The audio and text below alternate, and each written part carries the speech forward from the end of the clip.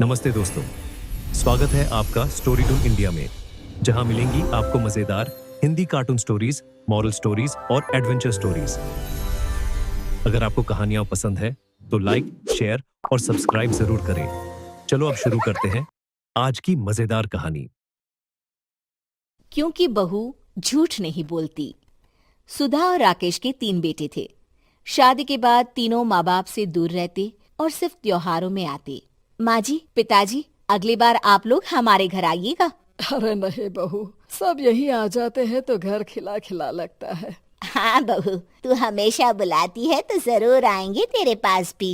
हाँ हाँ, दीदी का घर बड़ा जो है, सब कुछ आपने शादी के बाद दीदी को ही तो दे दिया था। हमें भी दिया होता तो हम भी बड़ा घर लेते। क्यों सुनील? अरे नहीं नहीं, पापा ने सबको एक बराबर ही दिया है। छोटी बहू, क्या चाहिए तुम्हें, बोलो। वो आपके सोने की चेन वाली घड़ी है ना, वो अगर आप मुझे, तभी वहाँ मजली बहू भी आ जाती है। और मुझे ना आपका मंगलसूत्र कितना लंबा, सुंदर और भारी भी है। अरे हाँ हाँ, तुम दोनों को ही दूंगी बहू, चिंता ना करो। चलो अब खाना लगाओ, खाना खाया जाए। सभी मिलकर खाना खाते हैं कि पड़ोसन आ जाती है। अरे सुधा बहन, थोड़ी चीनी तो देना, घर में शक्कर नहीं है और मेहमान सर पर बैठे हैं। अरे छोटी बहू, चाची को शक्कर तो दे दो। अरे मजली दीदी, आप दे दीजिए ना, मैं यहाँ कम आती हूँ तो मुझे पता ही नहीं है कि सासू माँ सारी चीजें कहाँ रखती है। और तुम, मैं कौन सा यहाँ रोज शक्कर फाँकने के लिए आती हूँ, मुझे भी नहीं है पता। तभी बड़ी बहू हाथ में चीनी की कटोरी लेकर आती है। चाची, शक्कर आप लोगों का बड़ा सहारा है माँ जी और पिताजी को, वरना हम लोग तो यहाँ रहते ही नहीं। आप जैसे पड़ोसी हैं तो हम निश्चिंत है। और जीती रहे बहू, अब तो ये घर पड़ोस कम परिवार ज्यादा लगता है। सुधा अपनी बड़ी बहू को देखकर बहुत खुश रहा करती थी। वो उससे अक्सर घंटों बात भी किया करती, लेकिन दोनों दूसरी बहुओं का भी वो समझती थी कि शायद छोटी है, वक्त आने पर संभल जाएंगी। समय आ जाता है जब सभी को वापस जाना होता है। माँ जी, हम लोगों की फ्लाइट पहले है, हमें इजाजत दे। वो सास के गले लगकर चली जाती है। थोड़ी देर बाद छोटी बहू कहती है, माँ जी, मैं ना ये सोफे के कवर और चादरें ले जा रही हूँ, यहाँ तो ऐसी ही पड़ी रहेंगी। हाँ हाँ बहू, ले जा। और कुछ चाहिए तो बोल। और तो चाहिए बहुत कुछ, पर चलिए कोई बात नहीं, अगली बार ले जाऊंगी मैं। ऐसे ही मंजली बहू भी घर का बहुत सारा सामान ले जाती है। सभी के जाने के बाद सुधा राकेश से कहती है, घर कितना सूना लग रहा है ना। हाँ, और खाली भी। तुम्हारी दोनों बहुएं सब बटोर गई।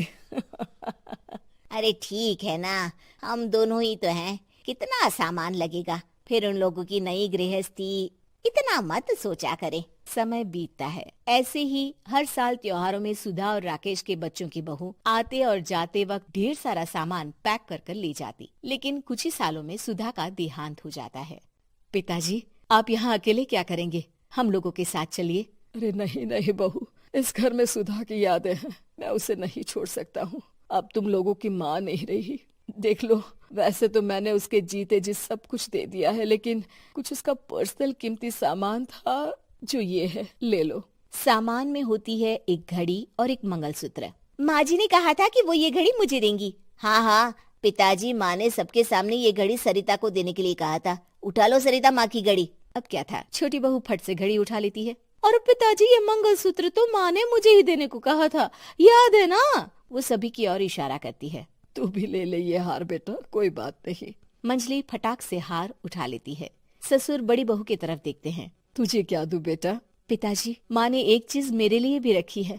सभी के कान खड़े हो जाते हैं कि आखिर सास ने क्या रखा होगा बड़ी के लिए। अरे माँ जी तो दीदी से प्यार भी ज्यादा ही करती थी, हमेशा उनसे बात किया करती।